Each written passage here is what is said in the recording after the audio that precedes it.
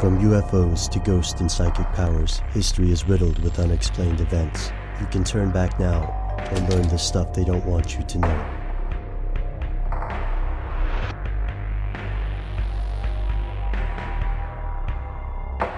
Here are the facts.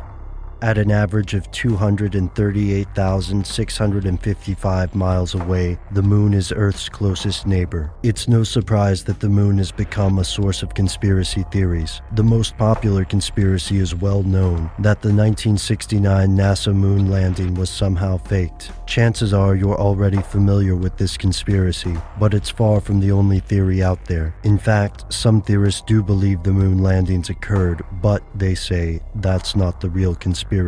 Here's where it gets crazy. There are numerous other theories. One of the most popular is the lunar structures theory, the belief that when astronauts landed on the moon, they encountered pre-existing structures. According to researcher Richard Hoagland, NASA has known about lunar structures for some time, and these structures have been built by aliens. Conspiracy theorists often claim NASA tries to conceal evidence of these structures by obsessively doctoring photos from satellites and spaceships. Skeptics claim these photos actually contain evidence of much less extraordinary objects, specifically artifacts and photos, which can appear when a string of satellite photos are lined up to form a contiguous image. But that's not the only conspiracy. Many of the people who believe that NASA's astronauts made it to the moon also believe these astronauts saw UFOs during their journeys. For evidence of this, they refer to the use of the term Santa Claus by astronauts, which is thought to be a code word for UFOs. So why would UFOs be located near the moon? According to researchers like Tom Arbino,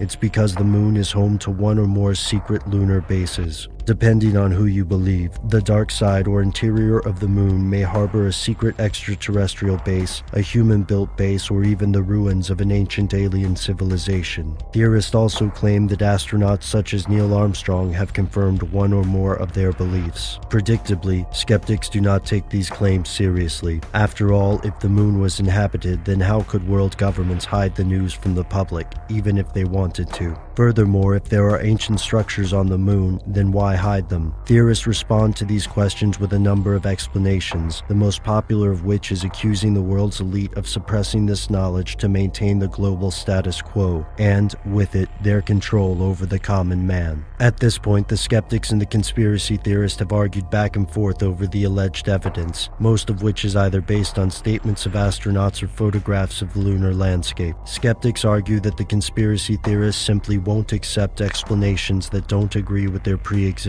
beliefs. Theorists essentially accuse the skeptics of the same thing. Yet regardless of whether or not you believe something suspicious is happening up there on the moon, it's true that no one has presented any universally accepted proof that there were structures on the moon when astronauts landed. So where does this leave us? Is the moon, as mainstream science states, a gray rock devoid of life? Or is it home to something else? Something they don't want you to know?